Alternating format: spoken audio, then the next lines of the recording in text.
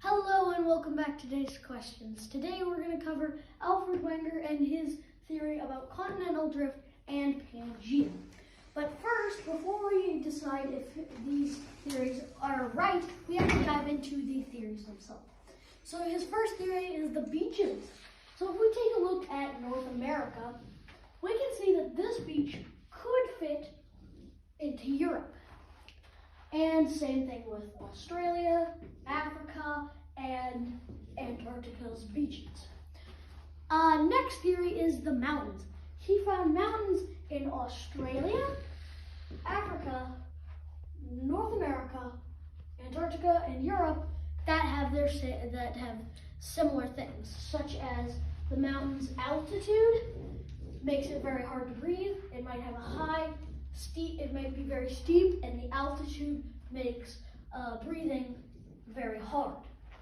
Or mountains could be the exact opposite. The next theory is fossils found in some different same species in different countries.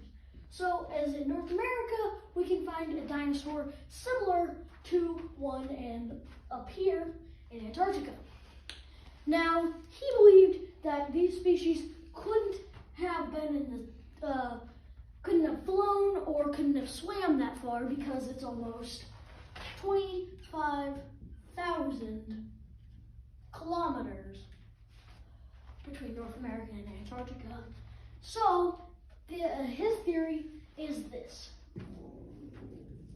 Pangea. Pangea is a giant supercontinent with all of these continents that we know pushed together. Of course, this is not very accurate. I will throw something very accurate up on the screen now. But why I think he is wrong is because his theories have little to no evidence. First, indentions because of separation. So, let's say Australia goes to Africa to make Pangea. Well, if Australia was trying to move, just like Newton's law says, something in motion would stay in motion. If Australia was moving slowly at the beginning, it would start to pick up speed, then go quickly and quickly and quickly, and then it finally hit Africa, leaving an indention in where Australia had hit Africa. Same thing with North America, Antarctica, Europe. And my next theory on why he is wrong is because animals could have morphed into new species. So let's take D equals dinosaur. So if D equals a dinosaur, and there's a dinosaur here, I believe that this dinosaur could have new DNA. Let's just pretend that's not there. Could have new DNA and morph into a dinosaur with wings or with feet, with paddles, and have gone all the way North America to Antarctica, or Australia to Africa, or North America to Europe. Now I'm going to bring in my co-host, James Day, to see and tell us why Alfred Wenger is right. I will be back in a little bit.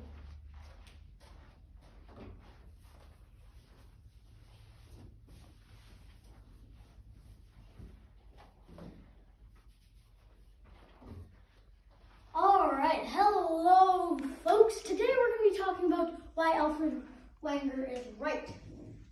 I believe Alfred Wenger is right because of my first theory. The continents didn't go fast. They were slow. They did not keep moving quicker and quicker and quicker. It's like when you go to the beach. You see all those waves come in and they hit the beach, and then they pull the sand out of where they hit. So it kept doing that for millions of years. And then finally, once that was done, and it was just a floating island, a giant floating island, it went and it traveled all the way, very, very slowly, over millions and millions of years, all the way to its final destination. Not quickly. It took millions of years to get there. Next, it takes, in his evidence, he said that dinosaurs can morph. Dinosaurs only were on this earth for about 14 million years to 12 million years. So that means that these dinosaurs had to take a really quick process of speeding up into the flying dinosaurs or the webbed finger and feet dinosaurs to swim. It takes a long time for DNA to travel from a certain point to something else. It takes millions, maybe even billions of years to do that. I mean, it took billions of years for plants to be created on Earth, so it would take even longer for dinosaurs and other species to do it. So, and I also support this theory because it is 25,000 kilometers from North America to Antarctica.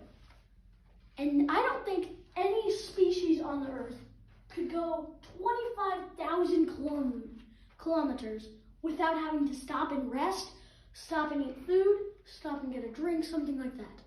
So that's why I think that Alfred Wegener is right. And his final thing that I'm going to talk about today is the mountain theory. Now, the mountain theory, as we talked about earlier, there was mountains that could be found in Australia, Africa, North America, Antarctica, and Europe that have similar things like, for example, maybe a steep mountain and high altitude, making it even harder to breathe. Or maybe the exact opposite, a low cliff and a easier chance to breathe. Now, I believe that Alfred Wegener is right because of these, and this is my evidence to back him up. You should believe that too, because Alfred Wegener is right, and now there's even more evidence to support his theory. Back in the 1920s, Alfred Wegener was considered insane due to his evidence being a little bit wild. But now we can truly tell that his evidence is correct, and that is why. Thank you for listening and tuning in today's questions. I couldn't get that out of my mouth. Day's questions, and I will see you on the next episode. Thank you and goodbye.